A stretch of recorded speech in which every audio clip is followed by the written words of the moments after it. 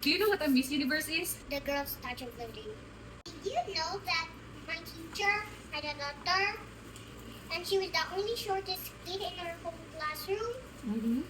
And when she grew up, she became taller and taller and taller. Oh, that's great. Mas mapareha ka sa doctor sa imuhang teacher na atong when she was a kid kay small pa kaayo and then pag older na ka kay matol na din kaayo ka pwede na din ka mag Miss Universe. Do you know what a Miss Universe is? Yes, it's the girls' touch of living.